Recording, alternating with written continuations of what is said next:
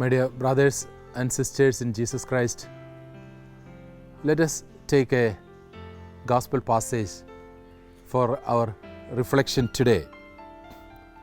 Gospel of Mark, chapter 5, verse 1 onwards.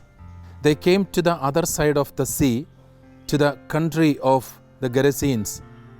And when he had come out of the boat, there met him out of the tombs a man with an unclean spirit, who lived among the tombs, and no one could bind him any more, even with a chain. For he had often been found with fetters and chains, but the chains he wrenched apart, and the fetters he broke in pieces, and no one had the strength to subdue him. My dear brothers and sisters, here we find a man possessed by the evil spirit. Jesus is coming to the other side of the lake. When he is reaching there, he is coming across with a man possessed by the evil spirit. He is living in a burial ground, in the tombs. He is away from home. And he was not able to be subdued. People wanted to control him, but people were not able to subdue this man. And when we come to the verse in this passage, we find when this man is seeing Jesus, he is shouting, "Lord, what do you have to do with me?" So let us come to the situation of this man.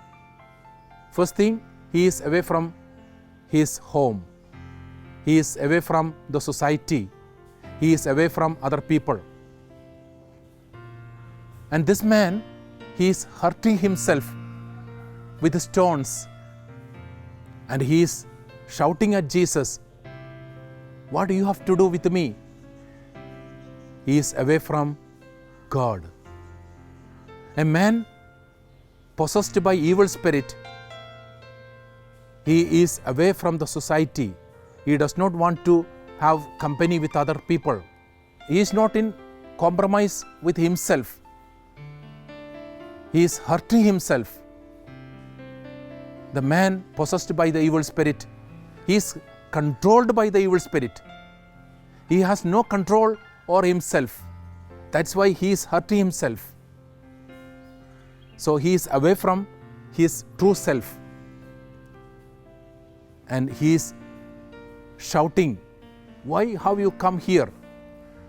Shouting at Jesus and telling, "What do you have to do with me?" He is away from God. A man possessed by evil spirit is in this miserable condition. If you allow the evil spirit to take control of you, then the evil spirit will take complete possession on you, complete control on you, and he will ask you to do everything according to his will, and you will act according to his promptings. You will not be able to enjoy the blessings of God. My dear brothers and sisters, we have to see whether there is any kind of possession of the evil spirit in my life. If there is any possession, any kind of possession of the evil spirit, then I will be controlled by him. I will not be able to go to Jesus, go to the Lord and get his blessings. Let us come out of the possession of the evil spirit. Let us ask the help of the Lord to come out of the control of the evil spirit and to give us completely to the control of the Lord.